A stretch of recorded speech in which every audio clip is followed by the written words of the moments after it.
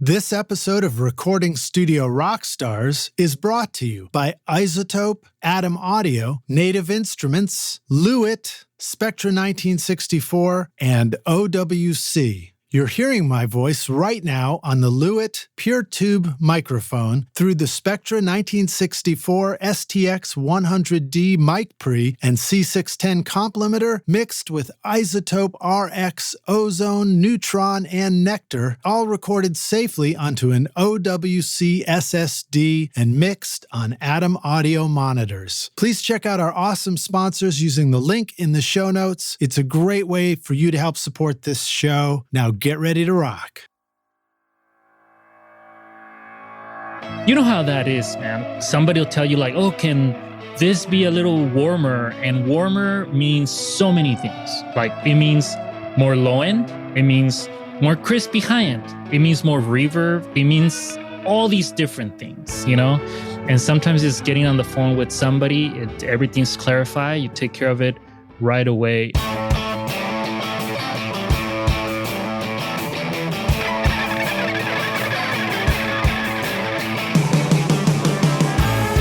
Welcome to Recording Studio Rockstars. I'm Lid Shaw, and this is the podcast created to help you become a rock star of the recording studio.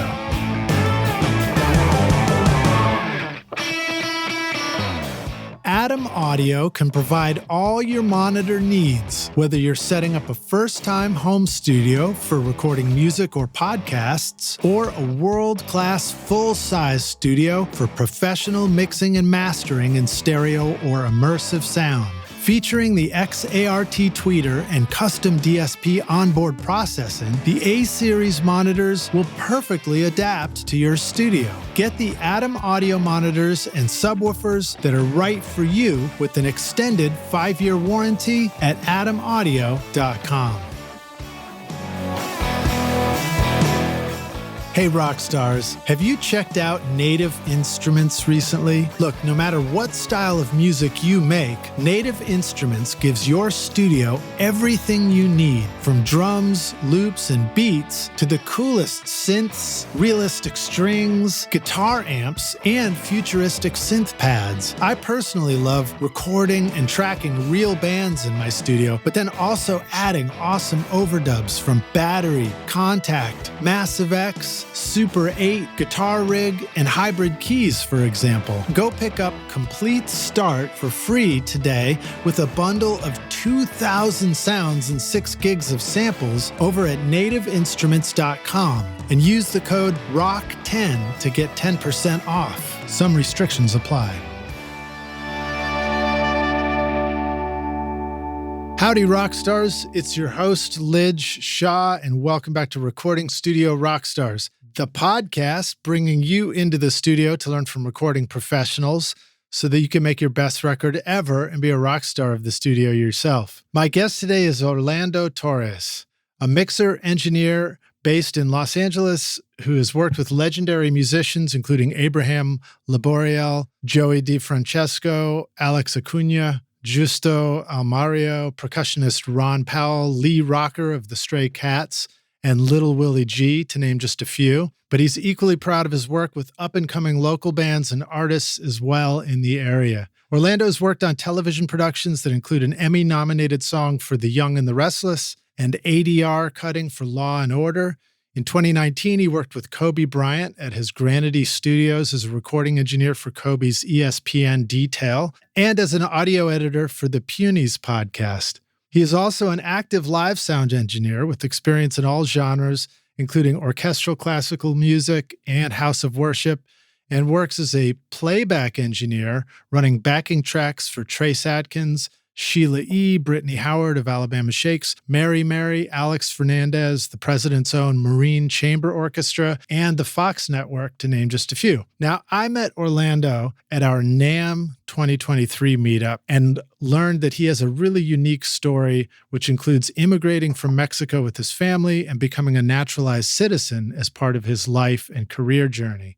And so today I'm excited because we're going to talk about the importance of all the things we love to talk about in making records, but also networking and the challenges we all face in connecting with artists and musicians and how to overcome them even when faced with overwhelming obstacles. So please welcome Orlando Torres to Recording Studio Rockstars.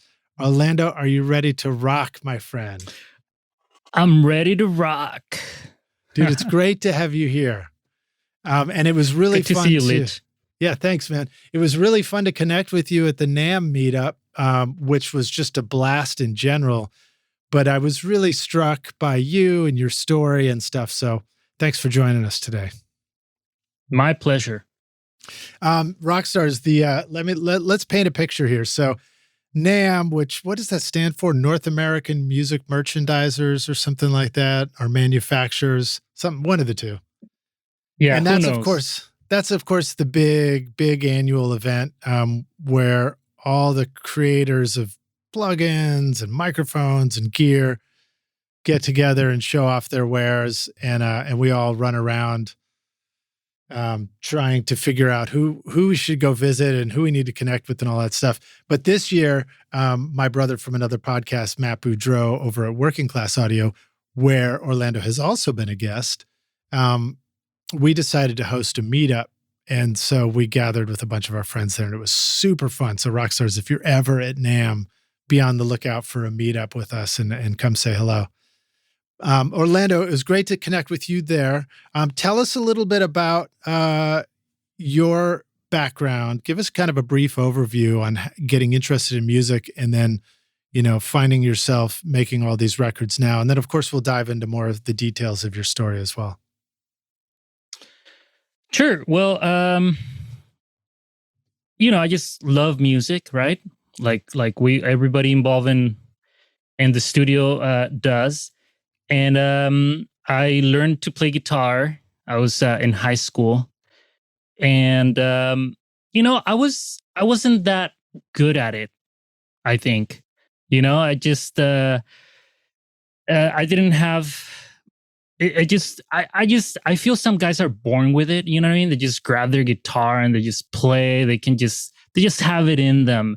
And it would take me a lot of hard work, a lot of practicing, and a lot of commitment that I wasn't willing to do, I guess. But when it came to getting a tone out of my guitar or out of a PA, I was just like, it was just so easy for me, So I started getting interested in recording and doing that kind of thing, and I just got hooked by it.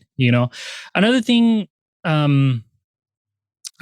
too, I think, is that I wasn't really into performing. The worst part for me about being in a band was playing a gig, and you're in the wrong, it's just, if you don't love doing the gigs, then you better find something else to do. My thing was, writing songs, putting songs together, rehearsing with the band, the whole thing that happens before the gigs. That's what I really enjoyed about it. And having gigs was like a detriment. Like, man, we have a gig. Like, I just wasn't into it. So I figured I'll be better off, doing the recording thing. Was it the getting up on stage part you didn't like so much? Or do you think that there's a part?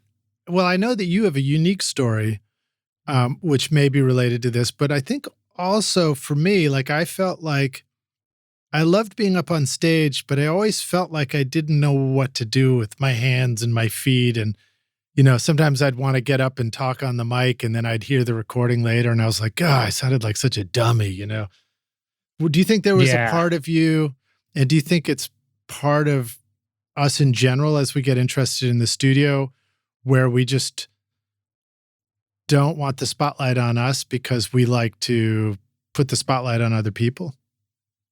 That's exactly it. Yeah. Definitely didn't like the spotlight on me. I didn't feel like cool, like you go and see a band and they're just cool. They're up there, they're playing. And I just didn't feel that, I just had nothing to say, like in between songs on the mic. And it's like, what do I say? I'm just here to play. You know what I mean? Like it was, it was that whole thing.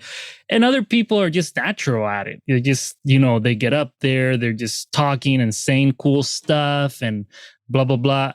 That wasn't me, and yeah, it was, for me, it was truly just the music. It was just playing and being part of making music. That euphoria of playing and just feeling it, and like the band sounding good, and that was my focus. I didn't care about the audience. I didn't, it was just, and then all the other stuff that comes with being in a band, trying to promote it and trying to get it, trying to get gigs and all that. It just wasn't my thing.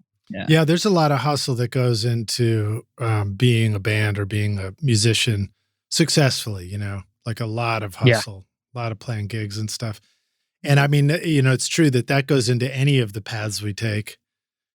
So in some ways, it's unavoidable. In other ways, it's like, if we're going to have to do the hustle, might as well do it focused on the thing that we really want to do the most. You know what I mean? But exactly. I do think about that sometimes. I know that for me personally, growing up, I always felt like if there was a group of people and people were talking, I just found myself sort of listening to everybody a lot more than doing all the talking, which, do you consider yourself an introvert? Well, who knows? Maybe a little bit at times, I do. Obviously, starting a podcast is a great way to discover my inner extrovert. If there's such a thing.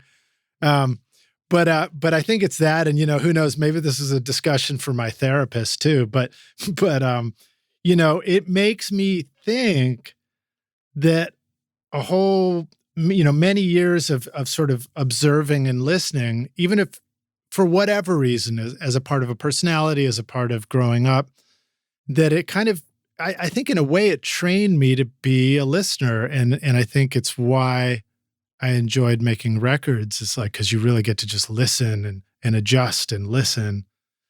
Do you find that there was a element of that for you? I mean, you talk about doing the guitar tones and getting that dialed in.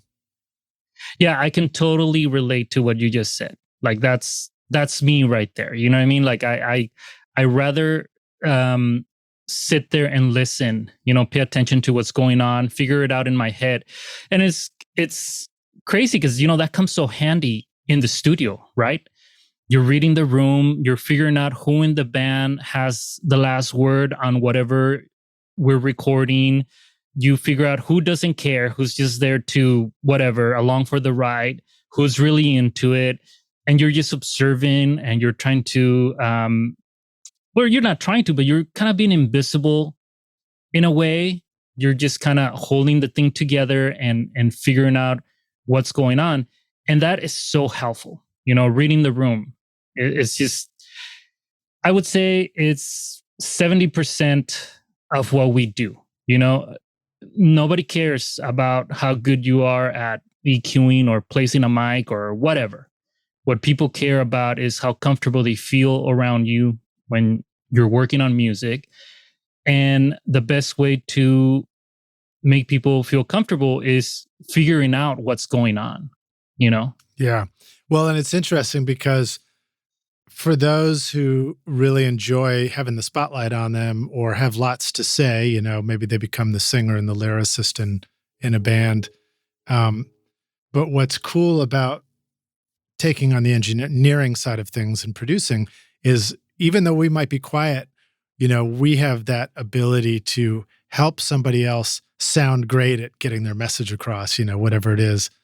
And so it's like, it's almost like they might have the voice, but they can't, sometimes it's like, they can't really get that voice out there without our help, which is a fun part of making records. I mean, it's, do you ever have those experiences where you have a band come in and you press play and they hear it back and they just light up because all of a sudden you've helped them sound the way they wanted to sound?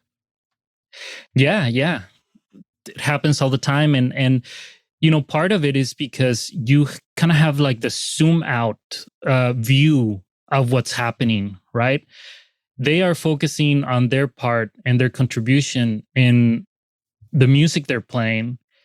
And you're focusing on the whole thing. You're just looking at it from a wider perspective, and you're able to see where these, where things are not happening or where things are clashing, and you're able to make suggestions. I think I've been around guys, engineers who are more of the kind of guy that likes the spotlight and they're all over the session and blah, blah, blah, blah. And I can see little details being left out. Like, oh, he didn't catch this. Oh, he didn't saw that, or like you hear like an obvious stumble on the drums or whatever, and they're done. And the guy's like, oh, that was great, man. Yeah, let's move on to the next song, whatever, And it's because they're not paying attention, Yeah. And you have to pay attention.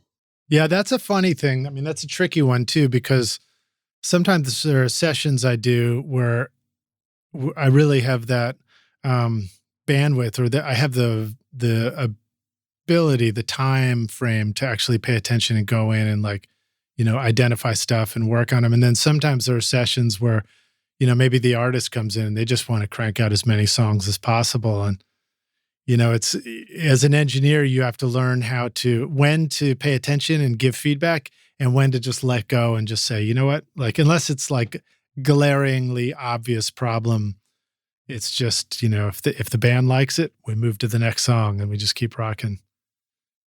Yeah, you have to be careful too with the personalities in the room. Sometimes when I'm working with somebody that I've never worked before, I don't make comments right away. I just don't bring anything up till later or till they ask me or whatever, because you never know. Some people just don't like to hear it. They're there to do their thing, and they just want you to hit record, and they don't care for what you have to say, Yeah. Well, so tell us a little bit more about your studio. So you have, are you joining us from your studio right now? And is this a home studio setting? This is my mixing room at home. So I spend a lot of time here at home just mixing files people send me, whatever, stuff that I record elsewhere.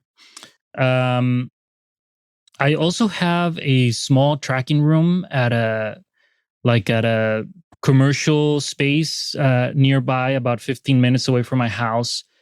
And we do a lot of tracking there, not as much as I would like to, but what was happening is that some of my mixing clients couldn't afford some of the studios where I usually work.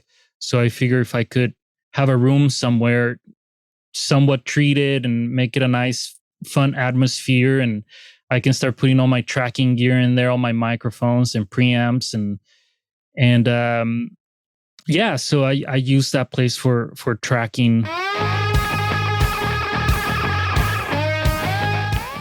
My studio is proudly powered by OWC, and I love how it's improved my workflow. OWC can connect all your audio work drives, trackballs, mix controllers, MIDI keyboards, audio interfaces, displays, or cameras so that you can work fast and focus on making your best record ever. Go look at the Mini Stack STX, Thunder Bay 4, or Gemini Thunderbolt 3 dock at maxsales.com/rockstars to find the perfect solution for your studio from OWC. And thanks for using our custom link in the show notes.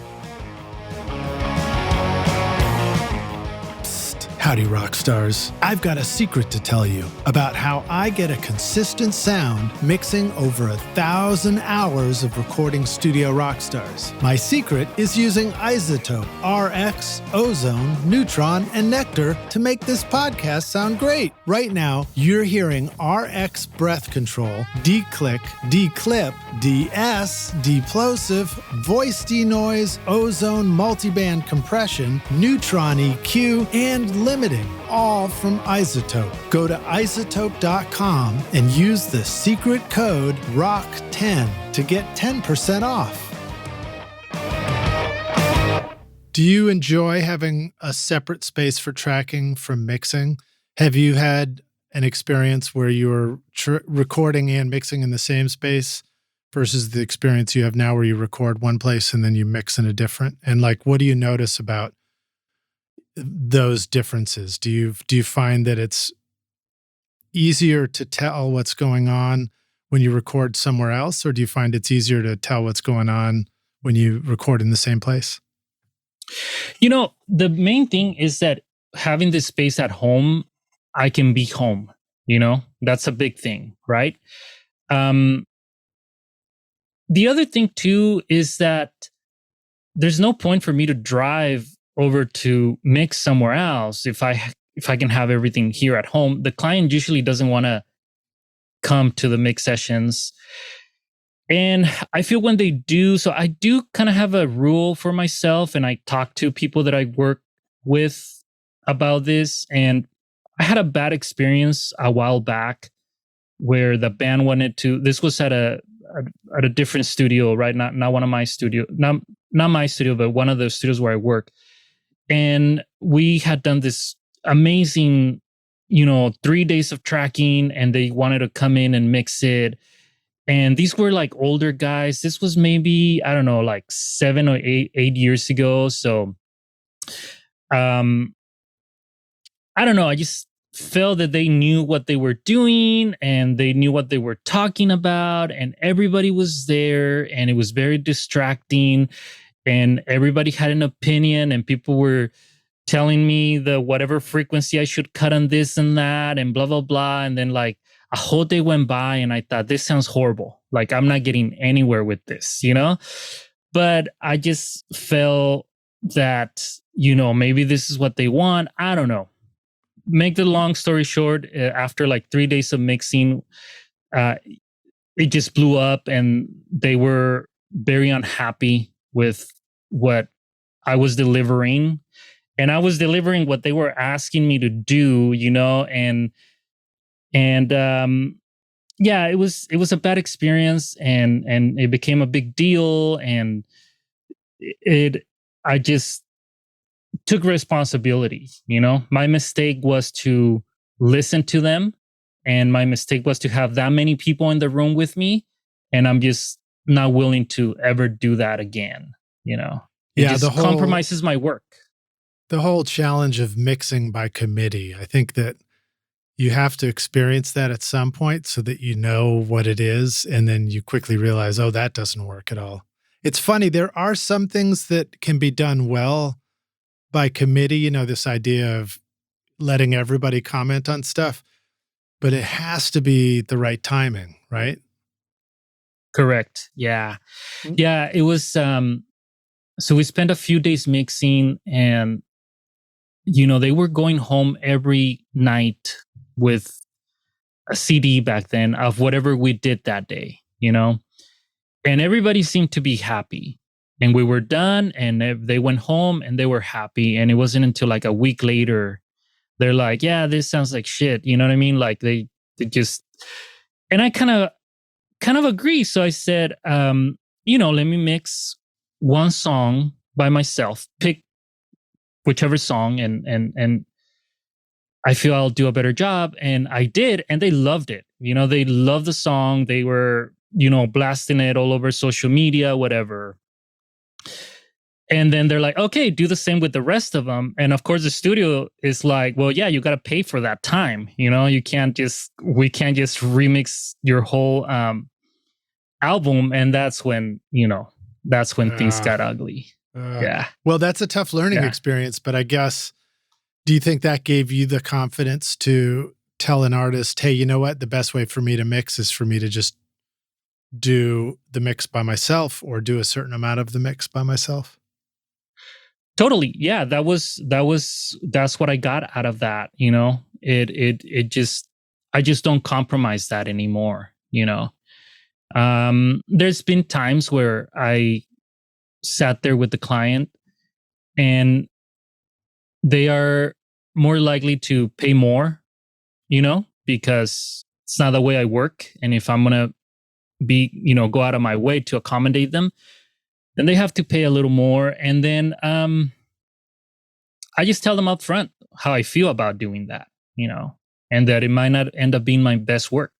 And that they're going to be really bored sitting there next to me, listening to me do this. You know what I mean? It's just a lose-lose situation, That's usually what I tell people when I'm going into mixing now. And it really did take me a long time to learn that. I think it was a combination of, it took a while before I actually knew what I was doing mixing, Mm-hmm. And then once you begin to know what your mix process is, then you realize that it's beneficial to tell the client, it's like, hey, I have to do a whole bunch of button clicking and really boring shit and it takes a long time, and there's nothing for you to hear yet. It's not like it's not like I need to ask you whether you like the DBX 160 better than the, Chris Lord Algae 1176 on the kick snare side chain.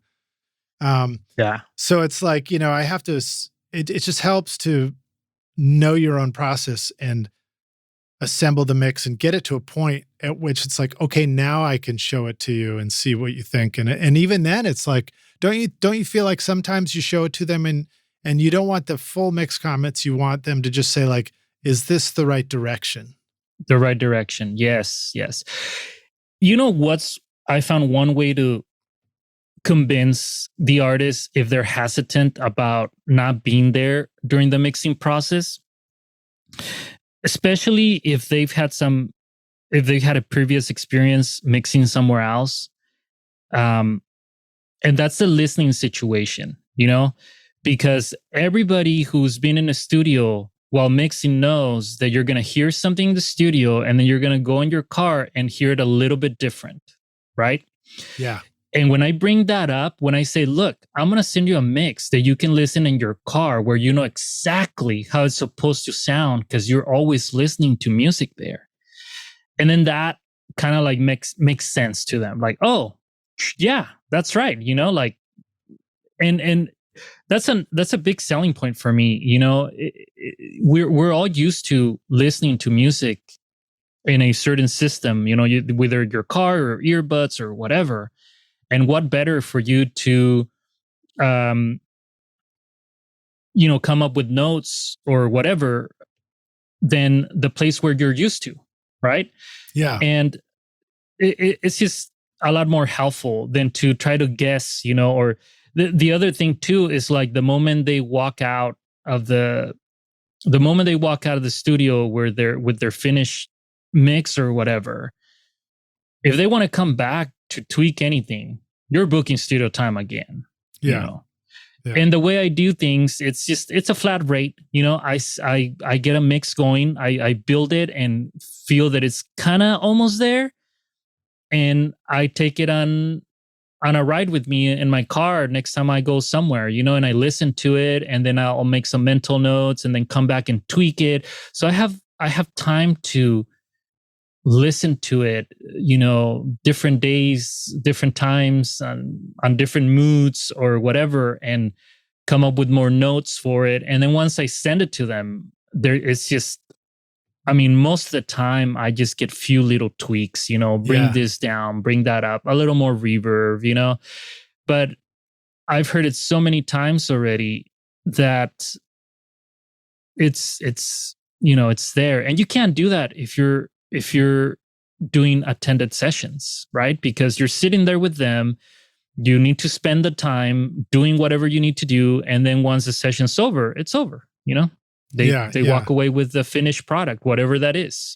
And then, as you pointed out, they still don't have perspective yet because they only have perspective of during the session in the studio. And they still need to get that perspective of listening in the car before they even can say, oh, okay, now I really know what it sounds like. And that's true for me too. Even if I mix in the studio, I find I don't quite know what I think until I listen to it somewhere else outside of the studio in the car. Yeah. On other speakers. Yeah. I have an incredible system now for mixing on. It's the Phantom Focus system, and it really lets me hear what I'm doing. But it's sort of funny. It's like it's having such a hi-fi system allows me to make decisions and changes and hear those changes, but it doesn't necessarily tell me if those changes are right. So then I'll send the mix over to the Atom Audio T5Vs, which are over to the side, and listen at low volume on my Aventone mono speaker. And it's like the Aventone will tell me if at a low volume I can hear all the instruments and they seem like they're balanced against each other well. And then the Atoms will tell me if it just sort of sounds right, if it sounds normal or if it sounds weird. Yeah, another thing too, Lich, is what mood are you in? Like, did you wake up today and are you like in the mood to go and mix something, like to drive to the studio and have a client sitting next to you and start mixing, versus like it's 10 p.m. and I am not sleepy at all and I'm feeling so creative and so energetic right now, and I can just go in there and start mixing, and that's important too, Yeah. because some of this stuff you just feel it. Sometimes you just wake up wanting to mix something, or I should say sometimes you wake up not wanting to mix. Yeah. Yeah. And if you have a mixing session booked with a client, you're just going to have to go and do it anyways, even if you don't feel like it. And you're not doing your best work, right? Yeah. Yeah. It's an interesting balance between all those things. All right. So I have a couple of questions related to that for you. So first of all, Mhm. you mentioned working in a situation where you decide you've got a flat mixing rate. What do you want to say about the way that the rock stars can figure out if they say, I want to mix and just have a flat mixing rate? What tips do you have for figuring out what you should charge for a mix? Huh. This is a Like, tough one. I actually asked the same question a few years back, to one of my mentors, right? And he said, well, what's your overhead? What's your cost of living? And come up with a number. And if you're good enough to charge that number, people will pay for it. And that's been the case. If you get a workflow going, that if you know your room, your speakers, and you know how long it's gonna take, just put a number. yeah. And that's it. That's your flat rate. Yeah, I Yeah. think And that's then if you're smart. I really mean, busy, if you're really busy, this has happened to me throughout the years, right? You get really busy, you don't even know what's what anymore. You got all these, files, whatever, and then you just hike up your rate, and a bunch of people don't like it and they don't call you anymore. So you chat some clients. Your rate hike made up for the people that are not going to call you anymore. And now you got time for people who are willing to pay, new people that are willing to pay your rate, right? yeah. I've done that a few times through the years, and it works. What are some of the ways that you find and connect with clients? Do you find that there are certain aspects of the internet that really help, or do you find that the most valuable way to find those new clients to mix for, or to record and mix and produce, for example, is through word of mouth? Word of mouth. Yeah. Word of mouth, you gotta show up to places where people you want to work for are. I mean, that's key. If you're just locked up in your bedroom, how are people going to find you? How are people going to know about you, right? So you got to put yourself out there, go to a gig once in a while. I mean, I don't do that as much anymore, but I did it for some time. And what happens is that you'll pick up a client, and then the bands that are playing or friends with that band will ask, and then they'll recommend you, and then they'll book you. And yeah, it's the word of mouth. As far as like social media and the internet, I do find that the more I post, the more calls I get, but it's usually my it's not new clients. It's usually my already, my existing clients. I don't know. Yeah. They look at a post and they're like, oh man, we should be recording a song. And then Yeah. before you know it, they start calling.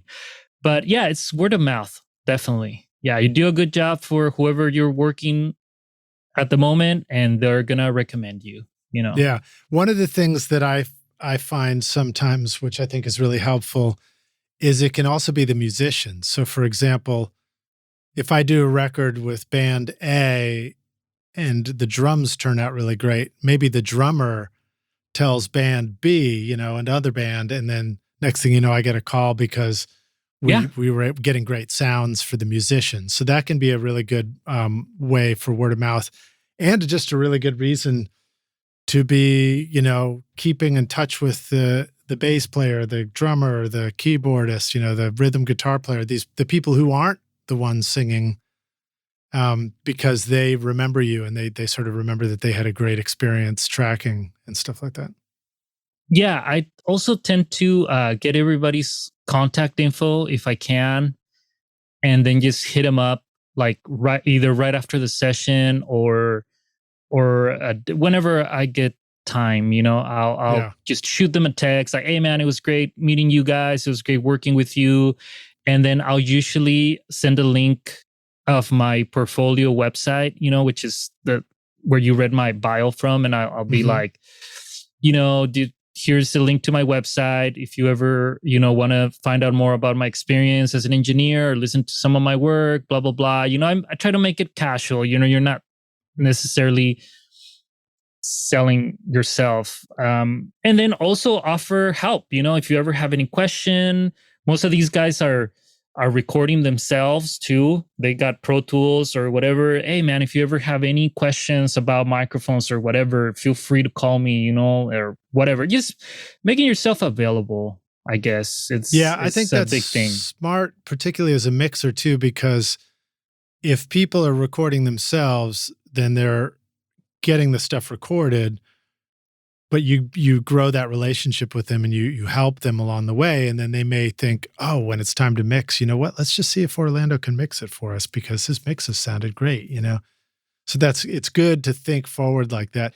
What about when you're collecting contacts? One of the challenges I find is if I'm on a session and I'm tracking, I'm usually so busy that I find it's hard to remember to find time to make a social media post or to even just ask everybody for their contact information. Sessions can move really fast sometimes. People come and then the drummer's already packed up his snare and cymbals or even the drum kit, and you're like, oh crap, I didn't even get photos of our setup, Yeah. I try to make that a little bit of a priority. The picture after the end of the session is a must. I try to get everybody together and take a picture. And what happens is it's always that connection, right? Connecting with people, right? That's everything. I mean, anything that you have, any job that you've ever gotten, somehow you had to connect with somebody, right? We're social humans, animals or whatever, right? And I try that. I try to connect with whoever I'm working with. Take the picture right before, right after the session. Ask them questions, what they do for a living, or if they're not full-time musicians, and if I have anything to say about whatever they do for a living. Let me give you an example. I got a call the other day for a session, and it was just drums, right? They just wanted to track drums. So that means they're doing everything else at home. Yeah. And the session was yesterday. The guys showed up. We set up drums, and I asked them, are you guys mixing this stuff at home? What's the deal? Do you guys want me to mic it lightly so you guys have an easier time sorting out? They're like, no, we have a guy that's going to mix it. So, okay, cool. So then we'll go all out and put all the mics up, and, and I talked to one of the guys, and he's like an insurance guy, like he sells life insurance. So I told him how I just got life insurance, and we just started connecting that way. I talked to the other guy, and we're talking, and, we had a great session. At the end of the session, we took a picture, and I forgot to ask the drummer for his contact info, but I text the other guy, sent him a link to my website, and ask him for the other guy's contact info, and he sent it to me. So then I sent a text to the other guy too. And this morning, the guy text me inquiring about my mix rate. They had a guy, but they went to my website and maybe they like what they heard or they like how the session went, and now they're asking me about That's great. my price for mixing. And that's the way it happens. It's always like that. It's just, it doesn't start by selling yourself as a mixer. It always starts some other way.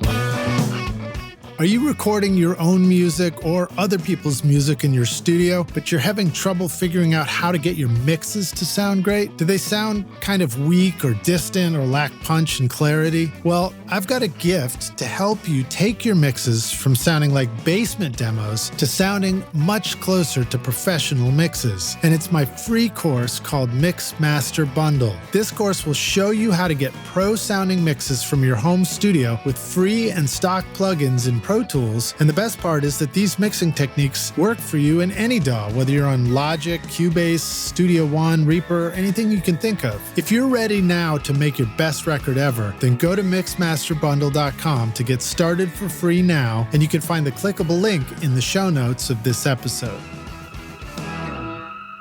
Yeah, well, one of the nice things about what we do is people tend to know if they like what they hear. So if you can just get somebody over to listen to your stuff and they say, oh, this sounds killer, then it's like, that's kind of all you need to do as a mixer, right? You need to just get people over to listen to the results.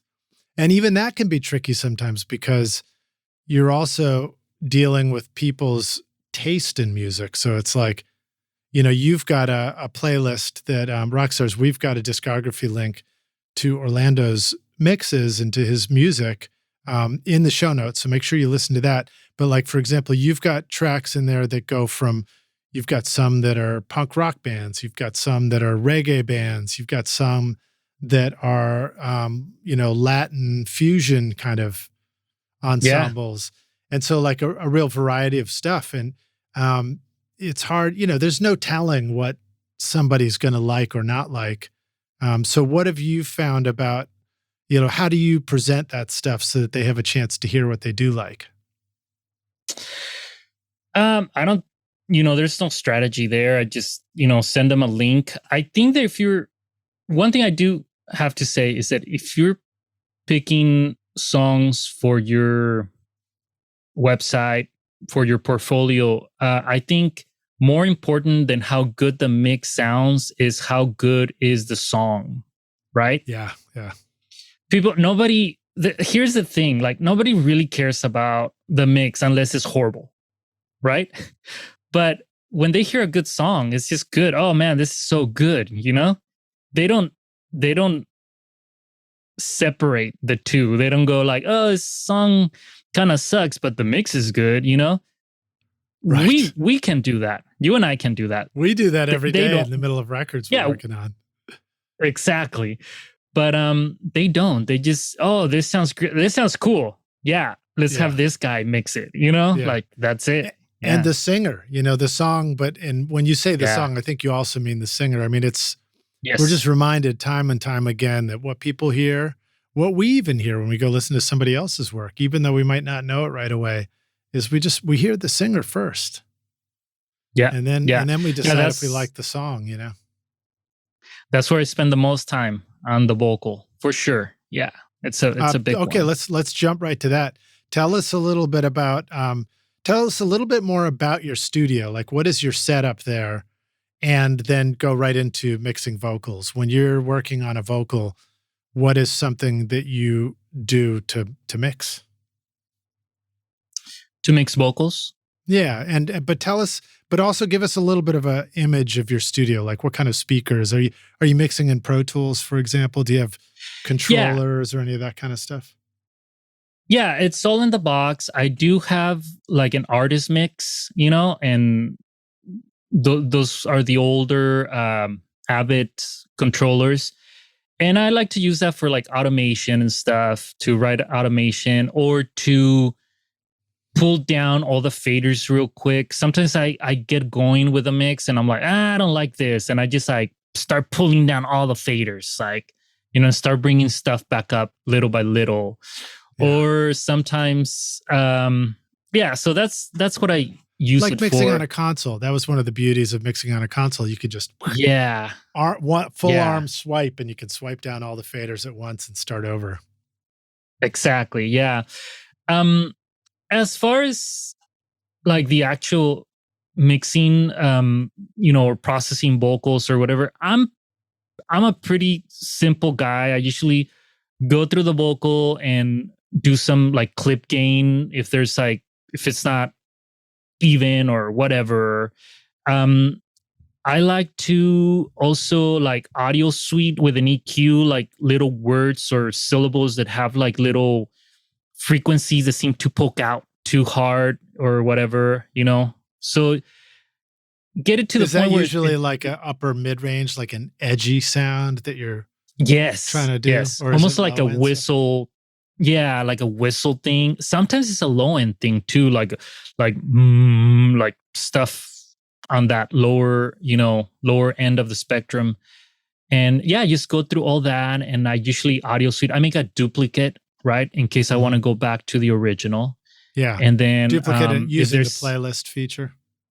yeah, using the playlist feature. And then if there's anything that I just don't like, and we have additional takes on the playlist, I'll go and see if there's anything I can replace. And once I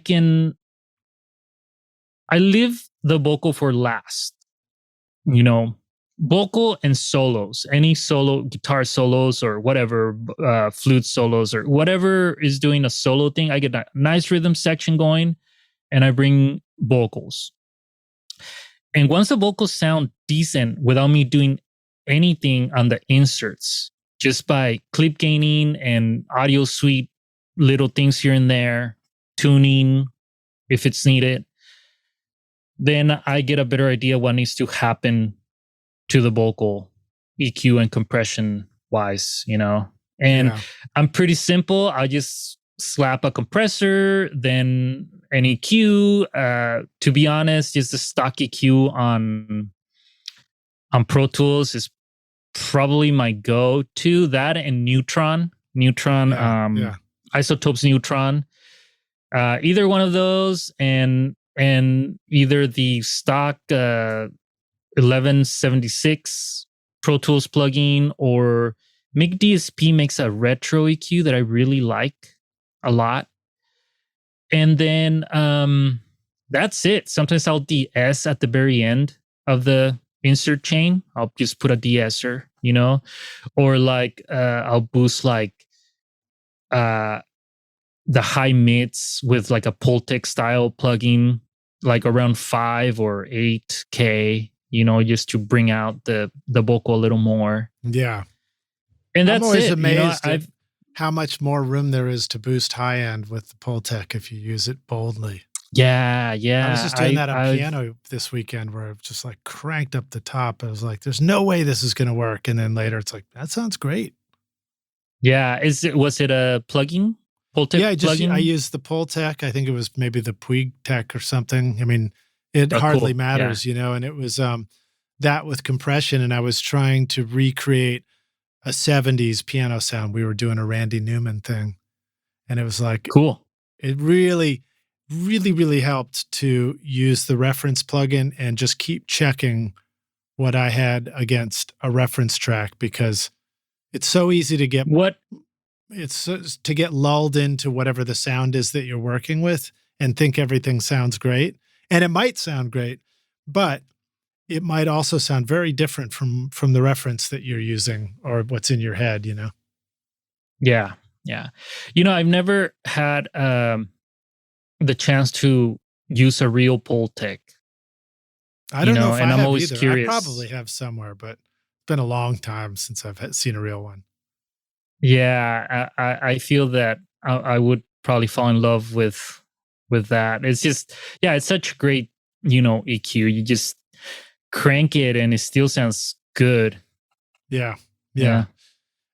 Okay, so it sounds like your vocal chain is really, it's like making so the clip gain, of course, is making sure that the levels are all consistent, because I think we have to be reminded that always reminded is that probably the most dynamic instrument we record is vocals. And we don't think of it that way. We think of drums as dynamic, but really it's vocals, because vocals go from quiet to relatively loud. But in the mix, you need to hear every bit of that as if it's like right up there in your face a lot of times, you know? Yeah. And then, you know, of course, if I'm recording the vocal, then I have an advantage, right? Because I can kind of do some of that beforehand, you know? So that's helpful too.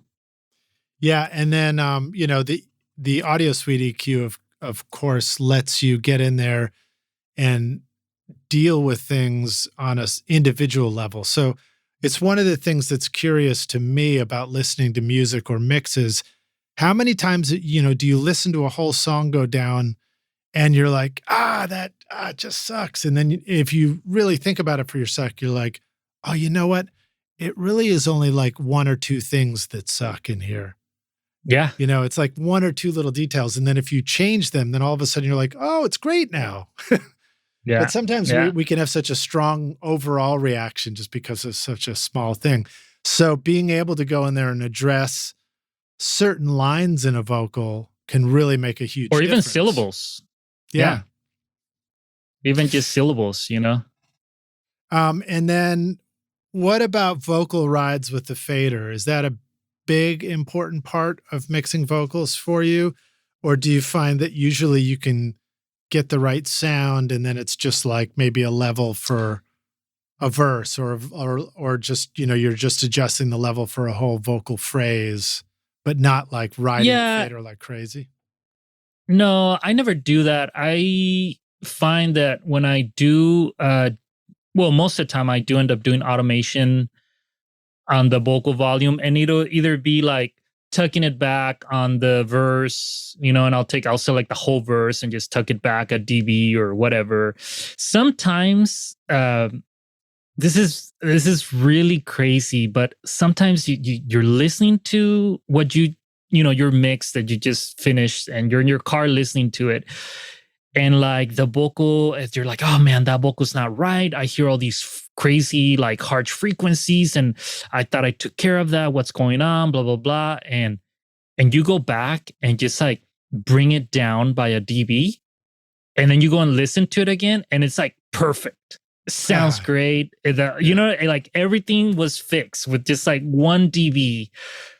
I don't know what that is, but it happens all the time. Yeah, well, it's fascinating because yes, I agree. Sometimes we think we need to make all these advanced adjustments to something, and really it was just too loud or it was just too quiet. Yeah, you know, like if it was too low in the mix, I might be inclined to massively over compress it or something like that, and then it sounds like shit. Or if it's too loud in the mix, I might do all these little changes to it and EQ it and try and address all these things. But like you say, if I just brought it down a dB, it's like, that's so much better. And that just reminds me of, you know, it's like, what are the fundamentals of mixing? It's like the mute button, then the volume fader. These are like, this is the order of importance for me. Then the pan, then the EQ, then the compression. And then call Orlando and say, hey, Orlando, can you mix this for us? Yeah. I'll be happy to. What do songwriters, music producers, DJs, EDM, TV, and film composers all have in common? They all need incredibly cool sounds that instantly transport the music to the style that they want. This is why Native Instruments is your ultimate toolkit with a massive library of sounds. Whether you want to create hip-hop, indie pop, classic rock, meditation music, pumping dance floor beats, or full orchestral arrangements, Native Native Instruments Complete Bundle offers you everything you need, from drums, loops, and beats to wild synths, ultra-realistic strings, and vintage electric bass, guitars, and keys. The list goes on and on. I personally love recording real bands in my studio and adding cool drum samples, synths, and futuristic keys from Battery, Contact, Massive X, Guitar Rig, and Hybrid keys, for example. Plus, it's super fun to create a string section for a rock band. Come on, go get Complete Start for free today with a bundle of 2,000 sounds and 6 gigs of samples over at nativeinstruments.com and use the code ROCK10 to get 10% off. Some restrictions apply.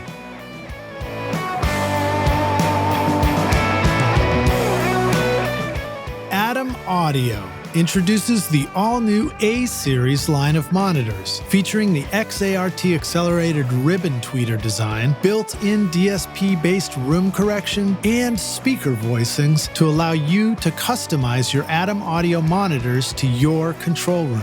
The A-Series will rock in any studio. Small studio spaces or immersive multi-speaker configurations are perfect for the A4V or the new A7V, the next generation of the incredibly popular A7X. Mid-size rooms and narrow spaces will love the low profile of the A44H, expanding on the A7V sound, or the A77H, a true three-way midfield monitor delivering rich, spacious sound. And bigger studios will love the A8H, a three-way speaker and the pinnacle of the A-Series that delivers extremely accurate sound required for critical listening environments. Get the Adam Audio monitors and subwoofers that are right for your studio with an extended 5-year warranty at adamaudio.com.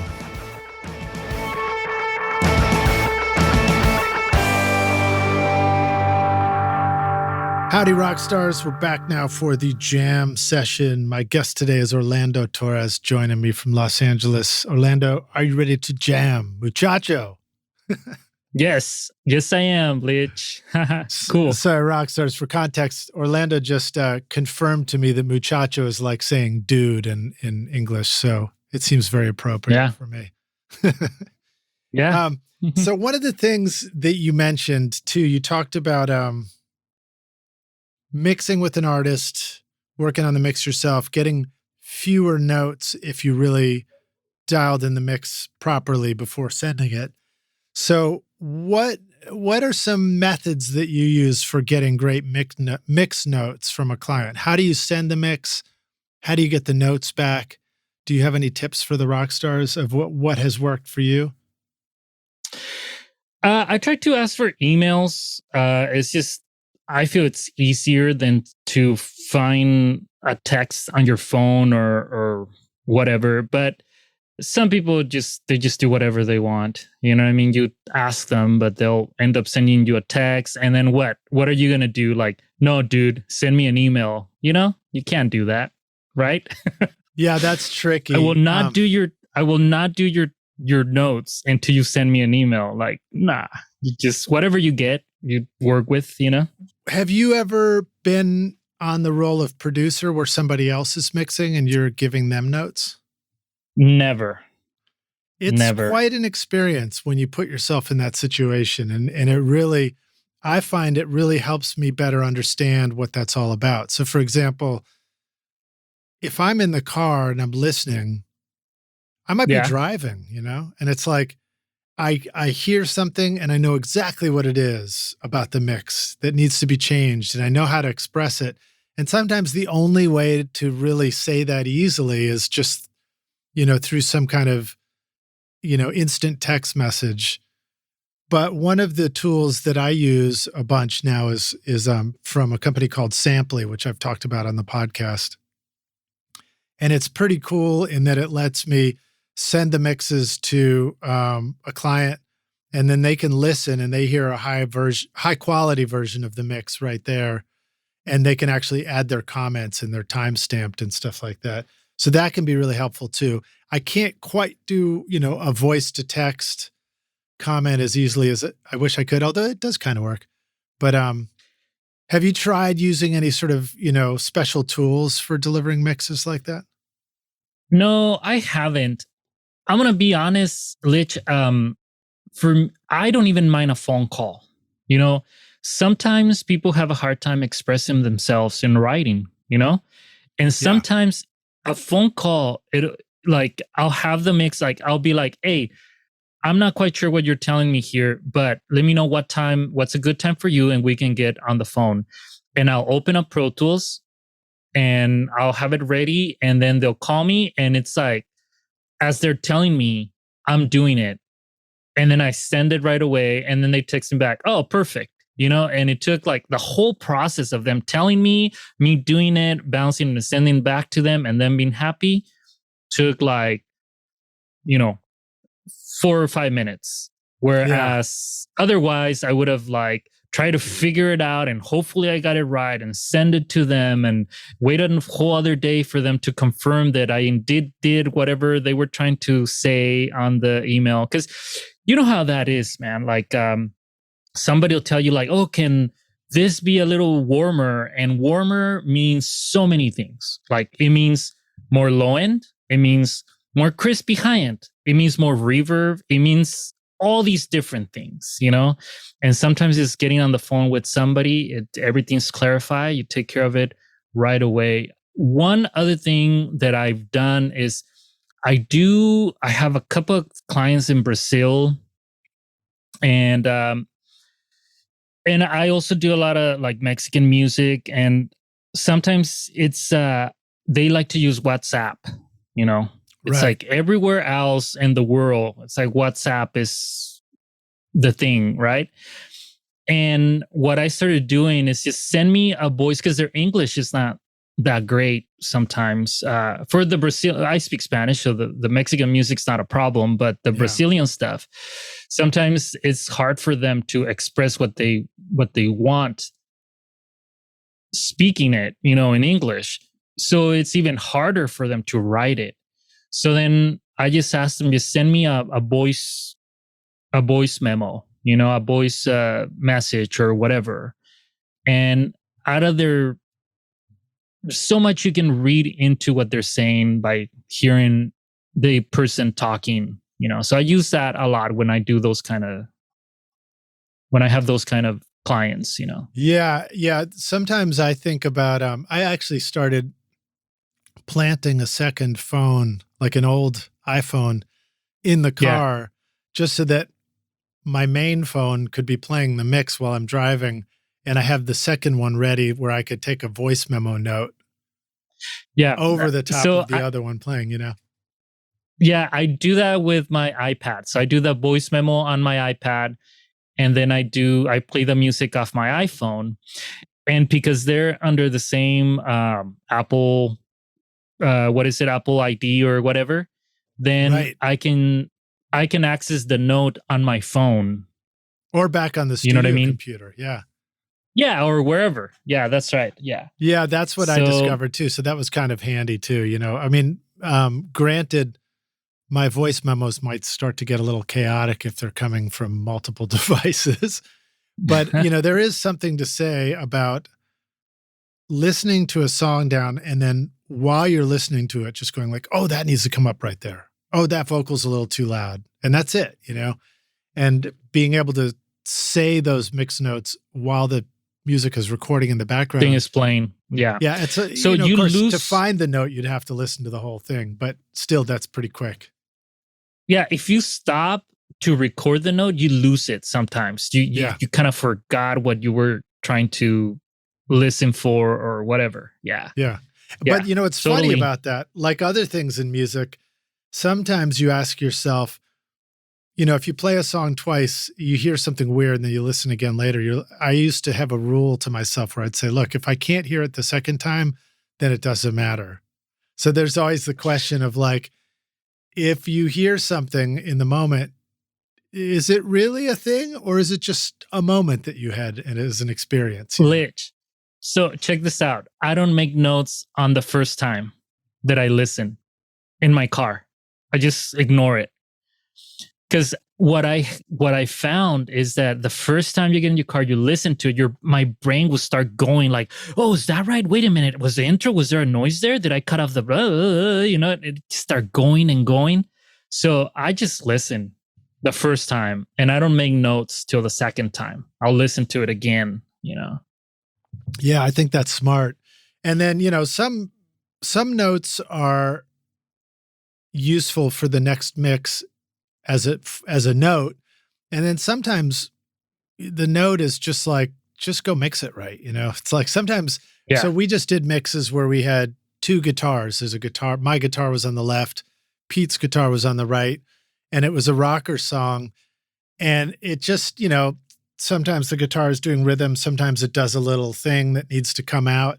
And in the end, I found it really helpful to put the mix in mono, again, on the Aventone speaker. We were calling it, I was mixing with John Findle up at Relay Recording in Columbus, Ohio. And so we renamed it the Aventone. So we're mixing on the Tony, and we just turn it down to a low level, put it in mono.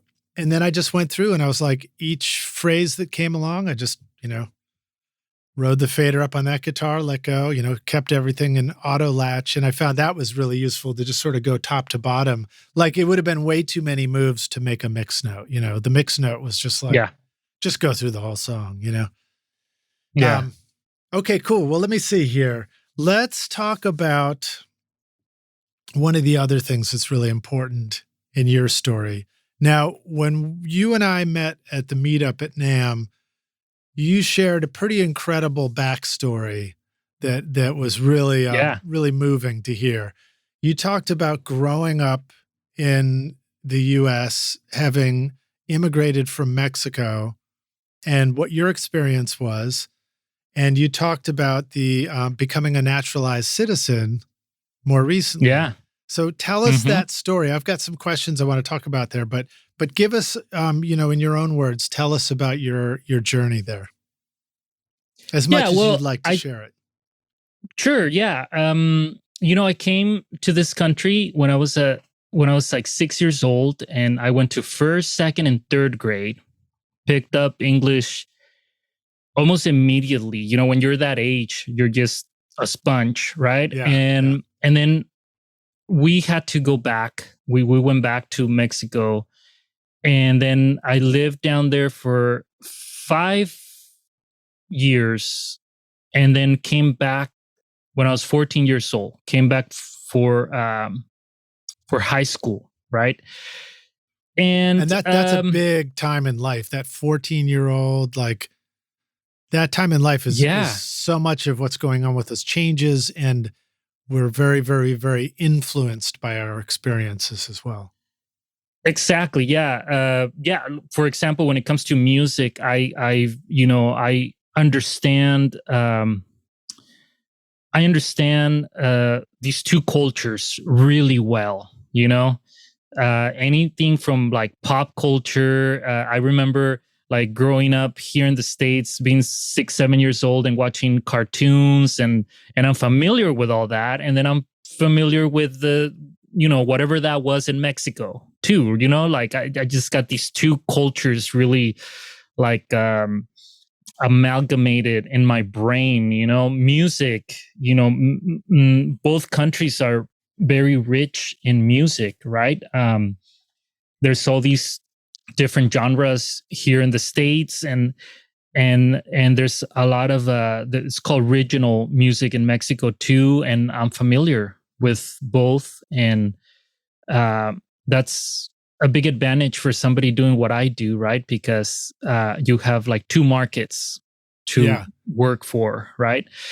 And anyways, but most of the time, when I came back, I went through high school, and it's it's really kind of hard because you're kind of in survival mode. A lot of people don't understand the dynamic of like your parents. My mom and I and my sister just coming to this different country where everything's different, including the language, and people are really easy to say like, oh, you should assimilate, you should this, you should that. Well, you can't. It's not just a switch that you have access to and you flip. You're trying to figure it out. You're in survival mode, kind of. You tend. This is conversations that I've had with people that had my same experience. And for a long time. And for some people, for the rest of your life, you feel like in survival mode in this different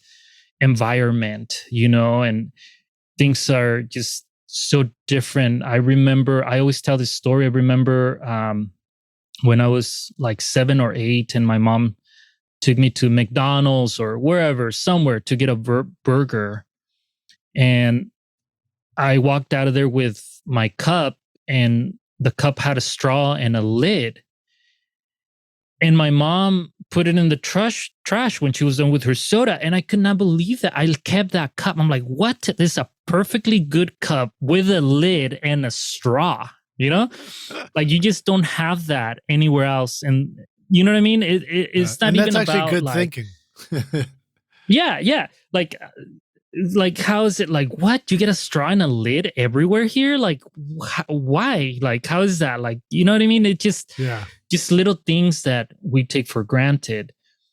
But I lived in this country for most of my life as an legal immigrant, which made things complicated. It's hard. Yeah. In many levels, it's hard to find a job. I think I talked to you at NAM. You have that interest in architecture, which I do too. And the only reason why I didn't pursue that is because, financially, without being documented, it's just how do you pursue, financial aid? And let's say if you do somehow end up with a degree, like how do you get a job as an architect, without the proper documentation, and people, you listen to people. This is the other hard part of it is you listen to people with these conclusions. Well, you should have gotten in line, and come in through the front door. And it's like, where is that line? There is no line, right? It just doesn't work like that, or the line is like takes 20 years, So 20 years is a lifetime, and I got married.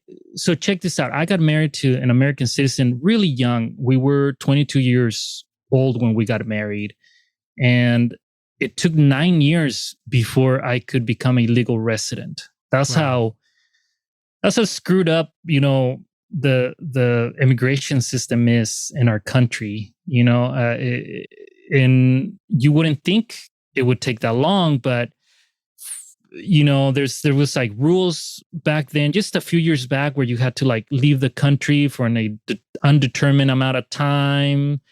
And what does that do to your marriage? You just got married. Now you're gonna have to like leave the country, and like, does she want to come, or is she gonna stay over here? Is she cool staying over here and you're over there, or is she cool like moving with you to this other country? And the thing is that people, and this is a guy, like I had a squeaky clean record. I never got into any trouble. I mean, you know what I mean? Like my mom and my family would always tell me, like, the moment I was able to have some income through doing whatever kind of work here, they're like, oh, you got to do your taxes, because if you ever planning on becoming a legal resident or a citizen, that's going to count, to have everything, to be an exemplary citizen or whatever.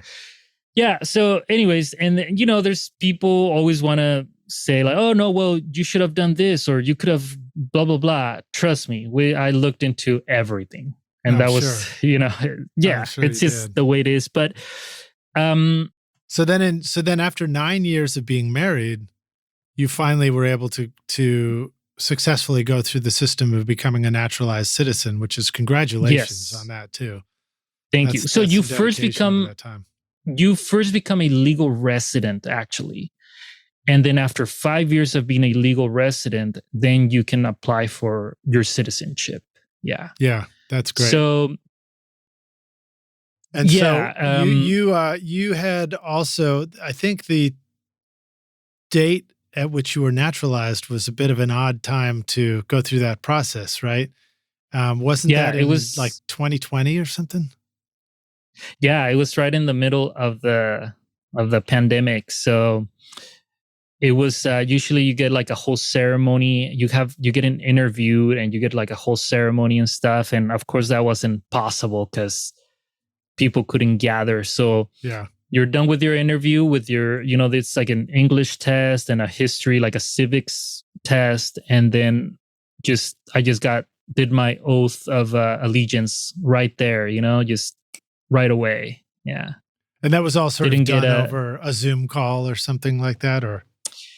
in my case, it wasn't. It was done at an office, but these things are usually done there after you do the interview and all that.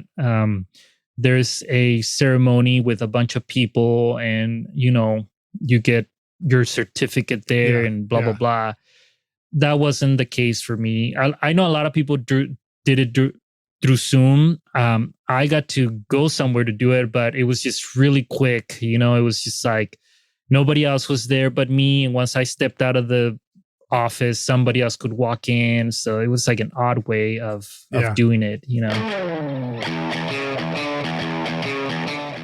I am totally blown away with Isotope Ozone, rock stars. I've been mastering a lot of my records recently, and Ozone makes it so easy for me to get a fantastic sound. The mastering assistant will help you get started by measuring your track and suggesting all the settings you need to get a professionally targeted result based on the genre and EQ curve of your choice. You can even reference a specific song if you want, using simple yet sophisticated modules like clarity, impact, low-end focus, stabilizer, imager, exciter, and spectral shaping, along with powerful dynamic EQ, compression, and limiting. You simply adjust the settings to your own taste, and it sounds incredible. And don't get me started on Master Rebalance, which literally lets you reach into the mix and manipulate the vocals, bass, and drums at the mastering stage. My bandmates are pretty demanding of my mixes, but now when I send off the masters for approval, I get comments back like, "Holy shit, pristine, damn good mastering, crystal clear, dude, you're a wizard. Finally, I love my singing, and the drums and bass sound huge." Check out the newest Ozone, RX, and all the other great plugins at isotope.com and use the code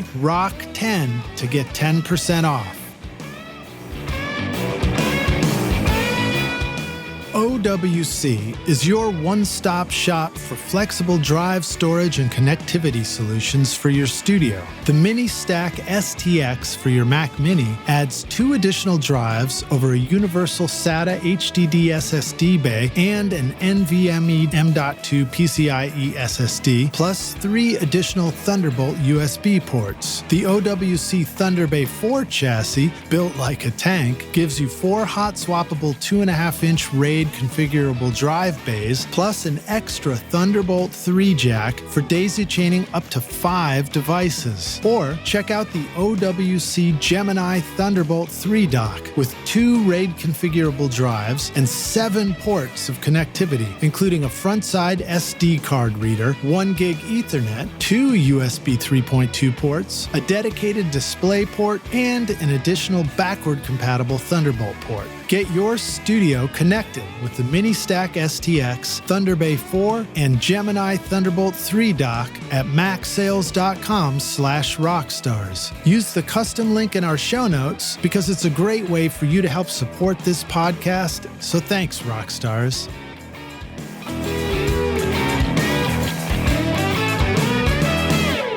Now, as a result of that, or shortly after that, you got invited to make an appearance on the Jimmy Kimmel show. So tell us about that and what that was all about. Well, that was awesome. So Jimmy does this thing every year where he, I don't know if they do it every year, but they invite people. They do like a celebration, right? It's like a skit, and you do a celebrating your American citizenship, and that year, especially because we didn't get to do that, we didn't get to have a full-on ceremony. Jimmy invited people that did it either through a drive-through or through Zoom, and it was an awesome experience. It was great. I got to be on the show as a guest, and they usually have some kind of celebrity. Yeah. So, anyways, there's some kind of celebrity who, either if it's a like a musical artist, they'll do like a parody song or whatever. We have George Takei dressed up as George Washington, Nice. And he was like our master of ceremonies. Didn't they have you run out on stage almost like a football player at the Super Bowl? Yeah. So they want you to be like really hyped up. You know what I mean? And here we present our newly American citizen, Orlando Torres, and you have to like come out all like pumped and showing your certificate, which applaud. I don't know. I'm not that. Yeah. That doesn't come natural to me, but I thought, I'm just going to go for it. I'm just going to, get a little crazy and do it, It's a great experience. Great. That's great. Well, so it's now for you, that experience of becoming naturalized. Well, let me back up. For you, that experience of being an illegal resident presented challenges. Did you feel like you had to sort of keep your head down? Did you feel like being noticed was a bad idea growing up? Like you don't want to be singled out? Was there sort of a challenge or a fear that you're going to get in trouble if you're noticed somehow? And then if any of that is true, how did that affect your natural ability to sort of build and grow a recording career and network and reach out to people and be really, I feel like growing your career sometimes has to be the opposite. We have to like do social media and we have to connect with people and network. Yeah. I mean, you do have to, you can turn anything into a good, experience, right? Into like a learning lesson or whatever. So I'm not going to say that it affected me negatively, because at the end of the day, I learned something from it, I don't know. I probably maybe would have not been an engineer if I would have had all the, if I would have pursued college or whatever. So I don't know what my life would be, in that case. But well, I was going to say, so to follow up that, it was the lack of the kind of paperwork that would allow you to go to college that made you say, maybe I'll do a different path and follow my interest in music and recording. Yeah. And then also I think, it's hard to like, if you're an illegal and you apply for a job, right? There's certain jobs where you're just not going to get it. You're just not going to get the job. They're going to look into it, and then they're going to call you and they're going to be like, hey, something's not matching up here. What's going on? Whatever. And then there's ways where you can just kind of be your own employer or whatever. You go and make money somehow, and work, find a way, right? And isn't it what being an engineer is mostly about, finding a way? You know what I mean? Every time. Nothing ever works. And nothing ever works. It's, you kind of have to go and do it yourself, right? You kind of figure it out yourself and get it done, So in that way, I think it almost like benefited me, you know what I mean? That I'm able to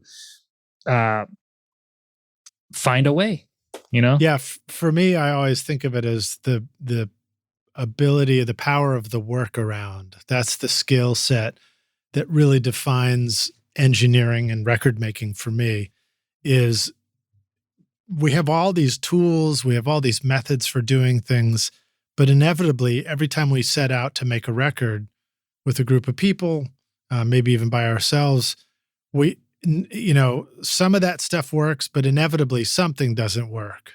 Something is broken today. Something worked yesterday and just doesn't seem to solve it today. And it's our ability to work around that obstacle and not get stuck that really defines our ability and our skill set for making records. Yeah, that's it. I think what is a little more of a detriment when you lack the documentation or whatever, it's more like public opinion, or like listen to your friends who don't realize what situation you're in, talk about like the politics of it, or realizing like, I love this place, I belong here, I've been here most of my life, but I'm just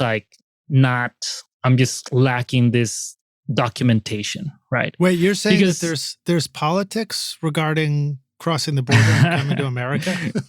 Yeah. And I understand the different opinions about it. I get it, and it's fine. It's just that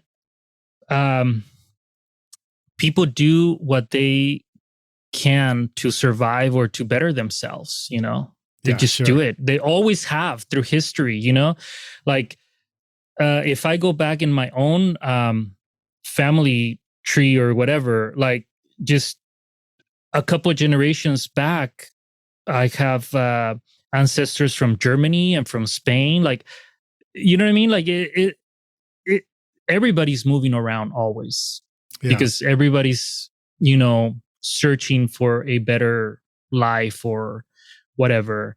And it's just kind of a fact of human life, and I consider myself extremely fortunate to be here and be an American now. And I love it. I always tell my mom she could have not made a better choice.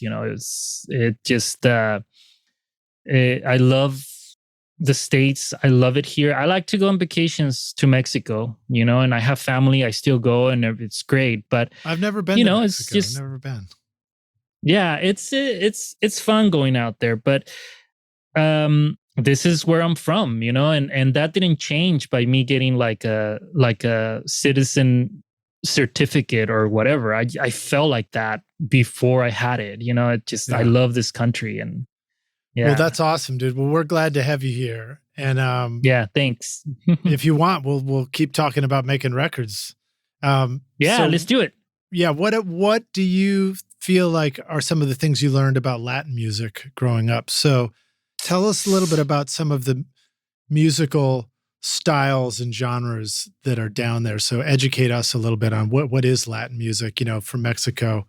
What sort of music would you hear? I know from what I hear around Nashville from people who are, have come here from Mexico, I hear all kinds of cool stuff, and I'm fascinated by it, And how does it help you in making records now? Yeah, well, one thing about Latin music is if there's a lot of percussion, right? Timbales and congas and bongos and all that kind of percussion, that takes the rhythm, not the drum set. The drum set gets tucked back, and that is like the main thing, Yeah. That's one rule of Latin music. That and the bass, then the vocals. Horns are very important in Latin music. You've got some great horn recordings too. Yeah, thanks. I do a lot of Mexican music. So there's three main genres that are very well known as Mexican music. That's mariachi, which is, everybody's heard that. Everybody knows what that's about. And then there's this thing called banda, which is the one with the tuba. Yeah. And that's very German influence. Actually, there's songs that we share with Germans. Like it was a German song, and German immigrants brought it to Mexico, and they're classics, you know. Wow. And there's one that talks about a barrel of beer, you know, and basically, like, when I heard it in German, I was like, what is going on? And then I found out that it's like the same lyrics, it's about the same subject, it's just in German, you know. Yeah. So yeah, and then there's like the polka sounding stuff that's called norteño, and that's more like a stand-up bass or electric bass than the accordion and this instrument that I'm pretty sure is unique to Mexican music called bajo sexto, or sometimes a bajo quinto, and it's kind of like a guitar. It's kind of like a 12-string guitar. It's just like tuned different, and it doesn't have 12 strings. It has like 10 strings. You know, it's it's a kind of a unique instrument. But is it what role does it play? Does it play quick chords or something like that? Is it melodic? It's more like a rhythm, like gink gink gink, kind of like ska, you know. Yeah. And then it does little guitar fills, you know. That's great. That's great. You know, yeah. And then what about I don't know which style. I don't know if I quite know which style is which, but I am familiar with hearing the tuba stuff, so it's probably banda. And then do you sometimes have a banjo that kind of plays the snare part? Trunk, trunk. Is there banjo in there sometimes? No, the snare part in banda is played by it's kind of like a baritone horn, you know, with the bell pointing up. Right. Okay. Yeah. You know like Dizzy Gillespie. Yeah, and it's like bep bep bep bep, and it's just usually two of them, and one's doing the melody note, and the other one's doing the harmony note. Yeah. Yeah. I think what you're hearing, and that's in more like norteño, although there's a lot of fusions right now. So right now, you'll hear like a norteño band, instead of having a bass, they'll have a tuba, you know. So there's like all these like hybrids or fusion. And I think what you're hearing is the bajo sexto, which is that guitar. It's almost like a 12-string guitar. Yeah. And when you strum it, it does have like a banjo sound, but it has like a drum sound. It's really weird, like nyek, nyek, you know, like a little. That might be it. Yeah, maybe. And then another thing. Well, first of all, let me clarify that I said Dizzy Gillespie. Of course, he played trumpet, but it was pointing up. So there was also in some of the music, there's a drum set I noticed that just plays fills. It's like, you know, and it just does these little fills. Maybe it's the percussion, but I was so struck. Yeah, that might be like that might be cool. a timbal, you know, just the timbales, you know, that's all they do. They just do like fills, you know. That's and then during the rhythm, the timbal player will play, like, while he's not playing fills, they'll play this thing called the cáscara, which is they're hitting the side of the drums, like the you know, the actual side of the drums, and they're usually metal, so it has this little like tick tick tick tick, you know, sound, and then they'll come and do the fill, and then they'll go back to the hitting the side of the instrument. Yeah, we mic those from the bottom. Actually, we put a mic like kind of like we sneak it in a little bit on the bottom because there's no bottom head on them, so we mic them from the bottom. And they look like timbales or no? Yeah, they're timbales. Yeah. And then do you, if you're micing them from the bottom, is it one, you know, I think of timbales as being a set of two drums, or is it more than that? Yeah. No, it's two. Would you use two mics, or would you use just one mic under both? No, yeah, one mic for each drum. For each, okay. Yeah. What's a good mic for that? 421 is great. Dynamic. 57, a dynamic microphone. And then usually there's a couple of bells in between the two drums on top, right? And so what do you do for put that? You put another mic there. It could be a condenser, but I do a dynamic tube, just because I don't know, sometimes a condenser can be too crisp, or you know, Yeah. So I use a dynamic on the bells. Yeah. Yeah, it does beg the question, in what part of Latin music do condensers become really useful? You know, they can sound really good on congas and bongos. If you want really it depends a lot on what you're going for, right? If let's say the percussion is really stripped down and you're just getting like congas and bongos, it might be a good idea to use dynamics. But if it's like a very dense and you want something that cuts through a little more and brighter, then you might want to put a condenser. Yeah, and then what about all the stringed instruments? Do you find that condensers that they're very welcome for what was it called? What's the 10-string guitar? The bajo sexto.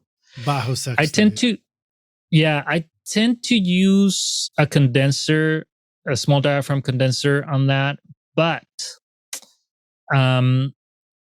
so when you listen to like the big records of that kind of music in the modern era, like in the past like 5 years, I started realizing that they're just taking a DI. They're just plugging in. Yes. And I had such a hard time with that. I'm like, no, I gotta mic it, until I realized that. So I started doing both. And then I'm like, oh, yeah, the direct sound is exactly what I'm hearing on these records, They're for sure using that, So yeah, I don't mic it anymore. I just go direct. And they're very noisy. Like the fret noise from that instrument is like really, they're just so noisy, and you gotta have some of that noise in there, but it can be too much sometimes. And guess what? The DI sound takes care of that. Like you don't get as much of that fret sound, So that's what I've been doing lately. Yeah. Yeah, it's funny how sometimes it takes us a while to accept certain ways to record things. Then we're like, oh, it's so much easier now. So, for example, one of the things I really enjoy doing now is just, I don't think I've set up a bass amp in years on a tracking session. Yeah. I just always record bass direct. And with the plugins now, if the bass player needs to hear something that sounds like an amp rocking out, it's like, just put a plug-in Alliance, amp plug-in. The amp pick. It sounds great. Yeah. That's what I use. Yeah. Yeah. Great. And then of course people can show up with pedals too. If they need to have sort of an amp tone on their bass, they can just send you a line. Let's talk about some of the other stuff. So I have at least 2 questions, no, probably 3, about horns. Horns are one of the things that really stood out to me in your sessions. Cali Conscious Avocado was one of the reggae bands. We recorded that. Everybody, we didn't overdub anything but the vocals on that. Because the whole band was playing together. Yeah, that's fun to do, and they sound tight. Oh, too. They sound like they know what they're doing.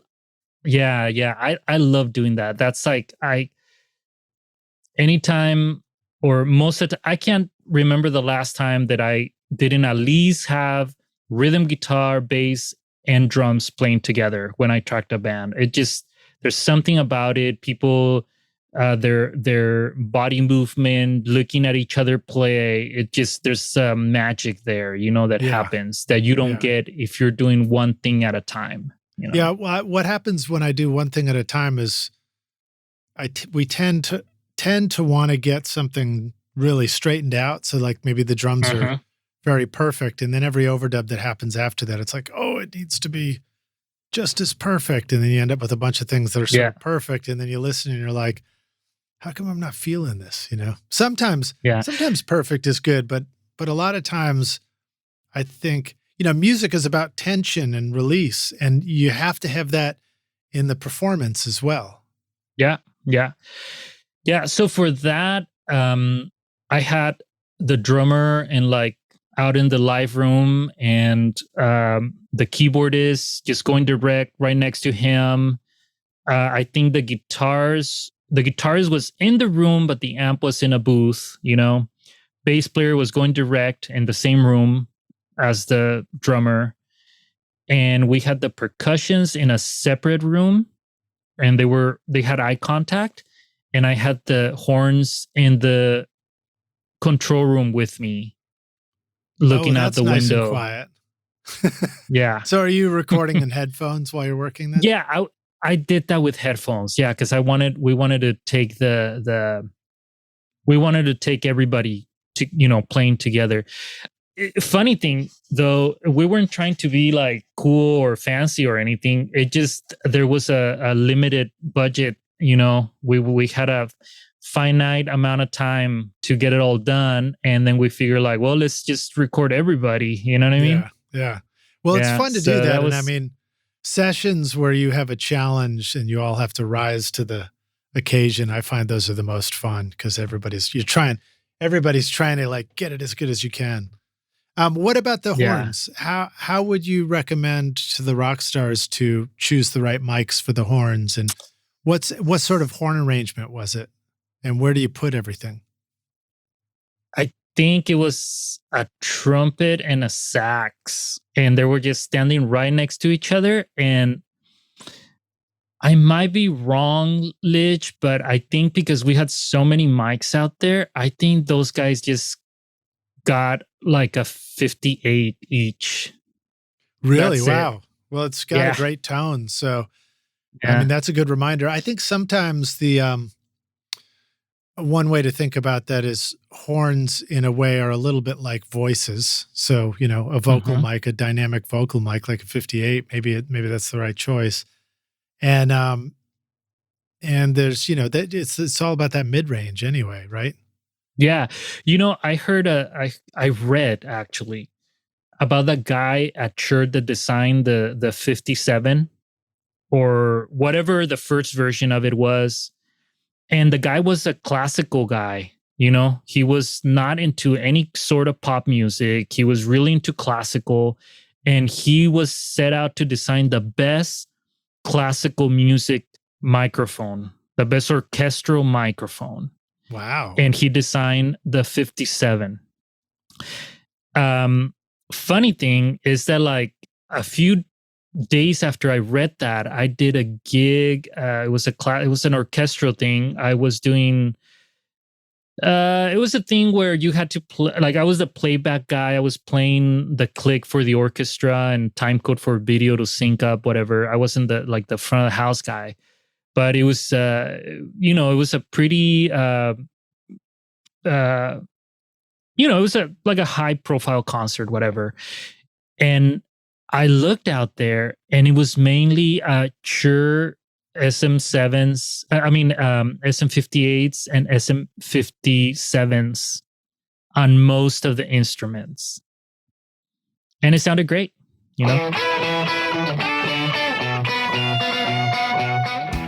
Do you ever feel like the time that you've spent watching YouTube videos, trying out mix tricks, and tweaking version after version of your mixes has gotten you nowhere? Have you been looking for a simple, straightforward, step-by-step process for creating a pro mix that won't take you years to learn? What if you could have a Grammy-winning mix engineer who understood all your mixing struggles and could coach you through them? If you struggle with any of these questions, then the Ultimate Mixing Masterclass is just for you. Now you can discover the proven step-by-step mix system from Grammy-winning mixer Craig Alvin for consistently creating a pro-quality mix from your home studio that will sound amazing everywhere. Listen to this quote from one of our students, David. Quote, "Absolutely the most informative and helpful block of information and mentoring on the mix process that I've ever been a part of. That was like sitting behind a mix engineer for years, watching and picking up tips along the way, but condensed into a 6 to 7 hour session." Close quote. Look, I'm so confident that this will take your mixes to the next level that if you can't get a killer mix within 30 days, I'll give you a full refund, no questions asked. So if you're ready to take your mixes to Grammy-winning quality, then go to ultimatemixingmasterclass.com and start now by checking out the free preview of the Ultimate Snare Mixing Trick. And I'll see you at the front row table of the Grammys.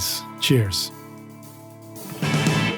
I mean, that's the thing about 57s is they really do a great job of highlighting the mids and stuff and bringing Yeah. out that sort of important, you know, I've watched, I'm a sucker for YouTube videos. So I'm always watching what people say about stuff and making records. And one of the great comments was somebody was talking about, I think it was an EDM production tip too, but it was that understanding of lower octaves, mid-range octaves, and upper octaves. And it was pointing out that the sub octaves, the bass octaves, you know, they have this feeling of low end in a mix, and the upper octaves have this feeling of brightness. But the actual information that tells us, like, what is the instrument, what is the note it's playing, how does it fit into the arrangement, all the things that are musical, they all just happen in the mid-range octaves. And, you know, when you deal with a mic like a dynamic or a 57, you realize that, like, it's capturing all that mid-range stuff. And, you know, again, it's like mixing at low volumes, understanding that it's like you got to get the mid-range right before you can worry about the lows and the highs. You know, one of my favorite microphones I use on vocals, on acoustic guitars, on drums, is my favorite snare microphone is a Bear Dynamic M201. Are you familiar with that mic? I think so. Yeah. Yep. Yeah. And I remember the reason why I bought one is because I was going through Steve Albini's website, and he has like a mic list, and his mic list is like different. You know, it's not like the usual microphones. Yeah. And you know that there's a reason why he has that mic. He didn't just go and get a 50 U87 because everybody else does, right? Like he's one of those guys, kind of like a little bit of a rebel, you know? And he has a little more description. Than a little bit. Yeah, more than a little bit, which is great. I like that. He has a little description about each one of his mics, you know? And when I got to the Bear M201, the description said, if a SM57 was any good, it would be this mic. That's great. And that's great. And now, I'm that's like, a ribbon oh man, mic, I gotta get one. No, isn't that's a dynamic mic. Oh, it is? Okay, great. All right. Yeah, it's a dynamic. Yeah. Yeah, I've used the Beyer M201. stuff. And I have used that. I believe I've used that. I probably used it with Steve at his studio. But it's just been a minute since I've used any Beyer microphones, because they do make ribbons as well. Yeah, they do. Because I've blown them up before. Actually, early on, somebody was kind enough to loan me some Beyer Dynamics to use for a field recording thing, and I had a little Mackie mixer, and so it sent phantom power to all the mics, and I didn't know at the time. That's how I learned. When I returned him, he was like, "Yeah, those mics didn't work anymore." I was like, "Oops." Wow. Here's a question for you, unusual one. Yeah. Well, one of the records that you did, Bim's Take Two. It's got a bunch of record scratching in it. Yeah. And I wondered if that was something you guys actually set up with turntables in the studio to create, or was that done with some sort of plug-in sample trickery? Do you remember anything about that process? Were you just mixing? No, the band had a turntable DJ guy. You know, that's my friend Josh. Tell us how you did that. Yeah. Yeah, you know, that was an overdub. Later on, he came in and we hooked up the turntable, and he did a bunch of scratches, and we moved stuff around. You know, we edited stuff. I think we did.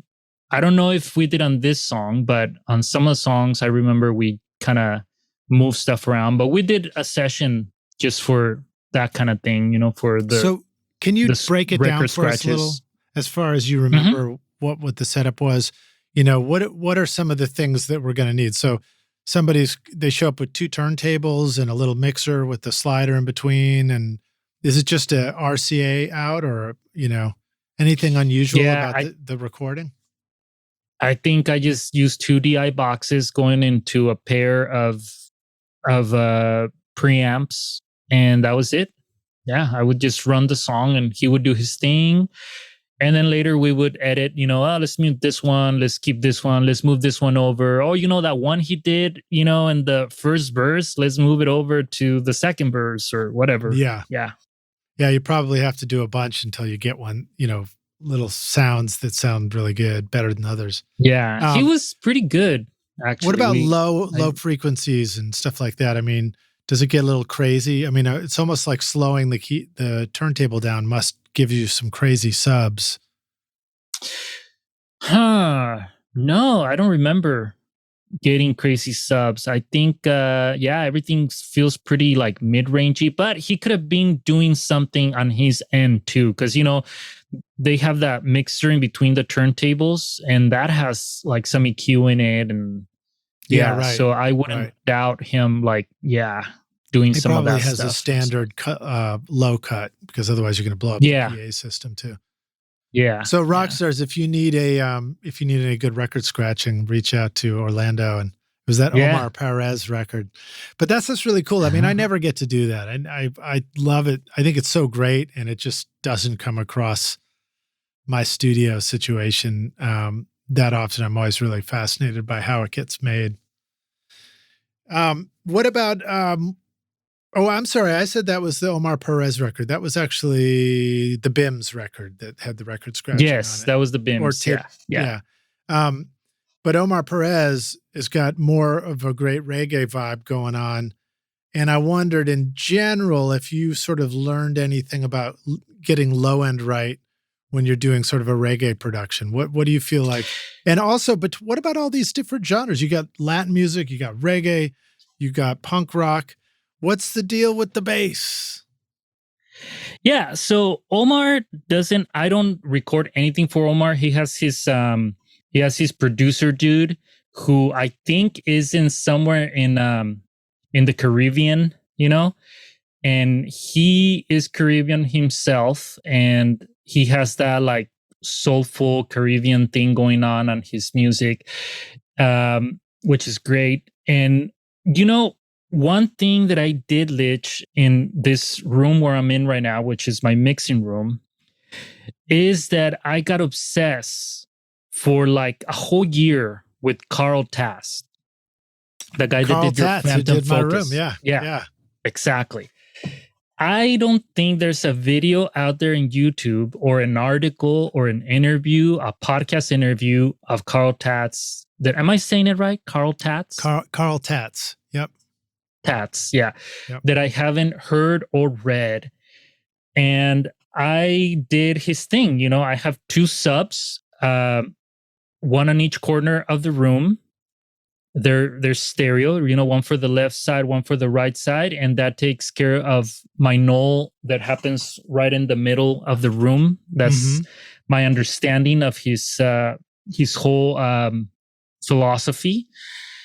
And I got this laser tool from Home Depot, and I lined up my monitors like perfectly to like the tweeters to be at my ear height and the 30-degree angle and the 67.5 inches in between each cone. I mean, I did the whole thing.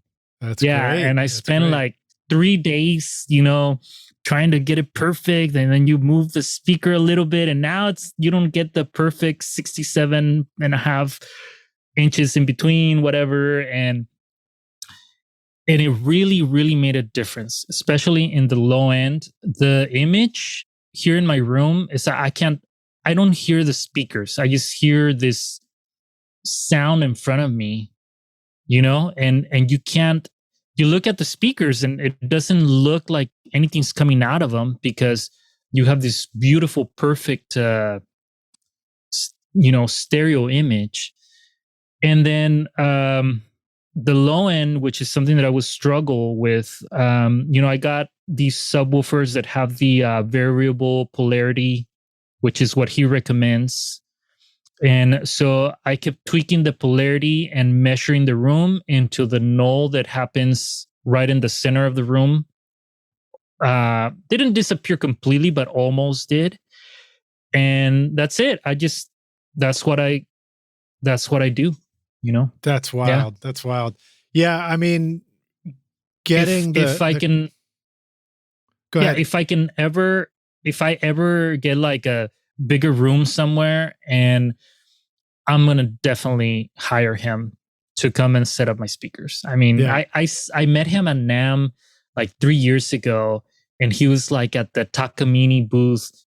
I heard this like crazy guitar playing, like classical, like, you know, and I'm like, what? Let me go and hear that guy play. And then I looked at him. It was him, you know. He That like was plays Carl guitar playing? really good. Wow. Yeah. I've heard he's doing this great songwriting, performing stuff here in Nashville, but I haven't had a chance to go see it yet. So that's cool to hear. Yeah, so he had a classical guitar and he was playing, and I'm like, dude, it's him. You know what I mean? Like I got all excited, and as soon as he was done, I'm like, oh man, like, you know, like I was like a, you know, fanboy, you know, like, hey, can I take a picture with you? And I did my room and I follow your stuff. And he was like, oh, yeah, great. He was really nice about it. He was cool. That's great. He was great. That's great. Well, Yeah. when you come to Nashville, you got to come hang out with me and come visit the studio here. I think you're going to love. Oh yeah, what he did in my room. I mean, it was like first, you know, he went through and he did the treatment in the space, and we sort of reorganized. We took the studio like an empty box and we just started over, you know, and it just made a huge difference, even with the old speakers in there. And then I waited a little bit, and then I was ready. I successfully moved my old console out. I got the new desk in, and then we put in the new speakers, and it was like, oh my God, it sounds so great. It's so much fun to mix that way.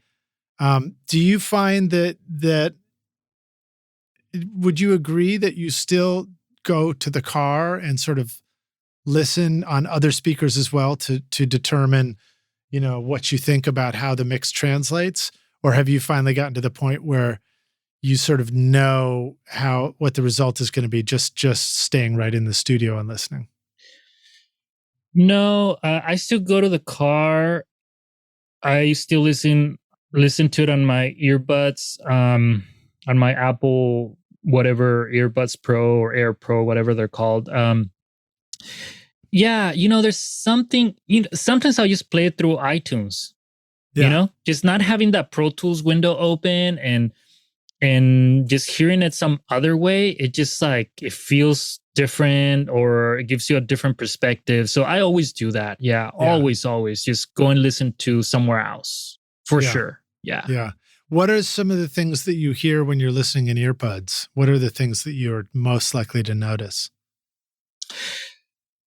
I never noticed anything, Lich. The thing about earbuds, I feel like everything sounds good in them, you know, which is kind of unnerving, and it feels dangerous. Like, what? Sounds great. You know, like, why? How's that? You know?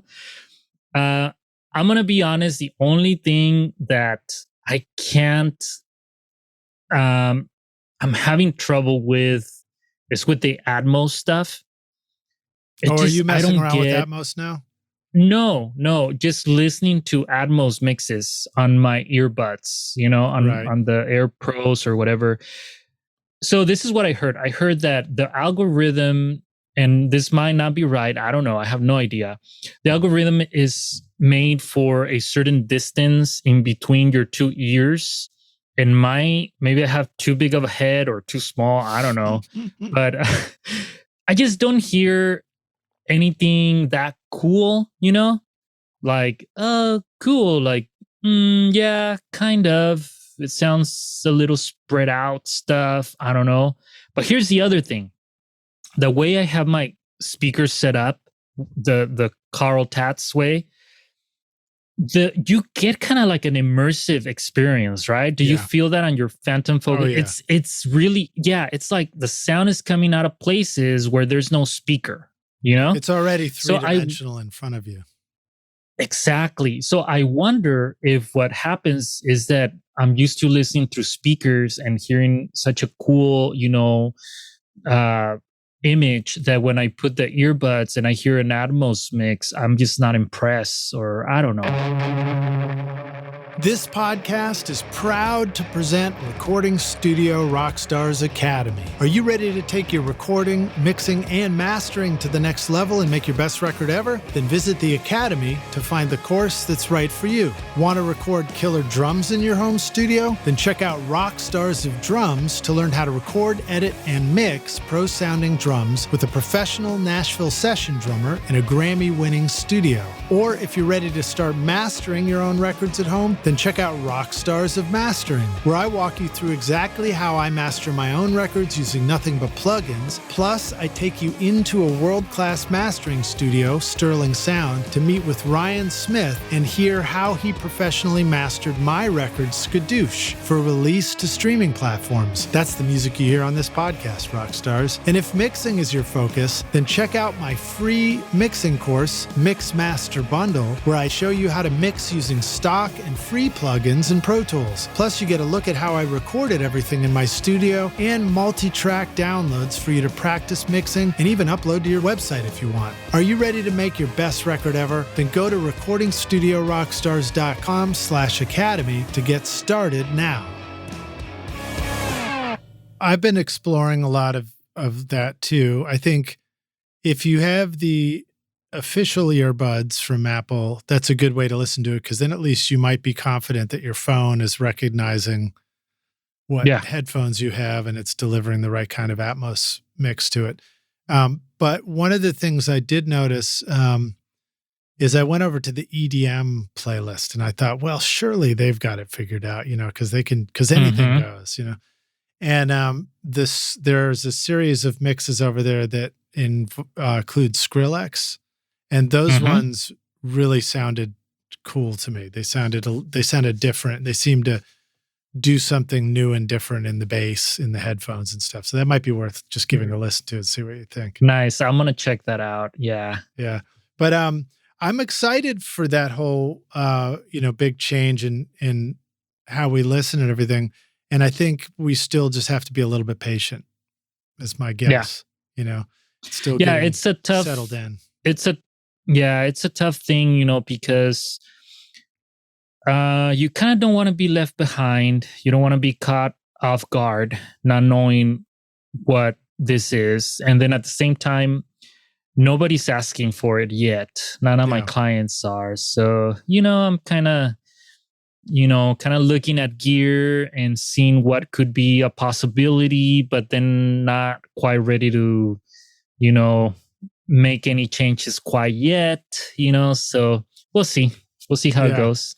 So when we were at NAMM, Matt Boudreau put together a really great Atmos panel, which is, I believe it's on the Cali Audio YouTube channel. But Rockstars, you could look for that. It was a panel that included Bob Clearmountain and Andrew Sheps and a bunch of others. And it was really interesting because it was them talking about, their real experiences of mixing, challenges that they face, what you really need if you want to put together a system, breaking down some of the barriers too, because to put together, for me, if I wanted to put together an Atmos system where all the speakers were as good as my front two speakers are, having worked with Carl, it's like taking the cost of my system and multiplying it times 5 or something like that. It's a lot. It's a lot. So a lot of money. So that's a big bite to chew off all at once. And then you ask yourself questions like, oh, okay, who's going to pay for this and all that kind of stuff? Is this just a big old hobby that I'm willing to, buy a second house, spend as much as a house or a couple of very expensive cars on just a Atmos system? In fact, at NAMM, there was a PMC booth there. And I was really sold the moment that Andrew Sheps took us in and played us his Atmos mixes. And Chad Blake was there too. And this was some stuff that some of it was mixes Andrew had done of Chad's stereo mix, like Black Keys and things like that. And it really sounded amazing. And so at the end of it, I was like, okay, I really liked what I heard here. If I wanted this same system in my studio, how much is that? And it was like, well, let's see, starting system would be about $95K just for the speakers. So it's like, all right. Yeah. All right. So that was it. Yeah. So That was just I spent a lot of time at the Neumann booth. The Neumann, they had an Atmos setup and there was people playing, and yeah, it sounded great, but same thing. It's like thousands of dollars worth of speakers, and yep. Which Rockstars doesn't mean we don't want it. We do. It would be awesome. I would love to go down there and listen to music like that. Super fun. It even makes me think sometimes like maybe a business model is to just create a small listening theater and people just, buy tickets to come over and listen to incredible Atmos records in this little studio experience, and you just have people like those, like escape rooms, just keep it booked all the time. People come over for parties. I guess you have to watch out for the beer, but yeah. As long as they don't spill it, Yeah, as long as they don't spill it. All right. Well, so we're coming up to the end here. In fact, we're probably past the end. Let me ask you this closing question, Orlando. Mm-hmm. I like to ask it of all our guests, but it's hypothetical. We're going to take the Wayback Studio machine and you get to go back and find young Orlando who's maybe, I don't know, maybe you're listening to mariachi music and then you're checking out some dubstep in Los Angeles or what, I don't know what you're listening to, but you say, you come back and you meet with your younger self and you say, listen, I've come back to give you this one bit of advice, young Orlando. Here's the single most important, or maybe you would say muchacho. I don't know. Here's the single most important thing you need to know to be a rock star of the studio yourself one day. What advice do you want to go back and give yourself earlier on in your own recording journey and career?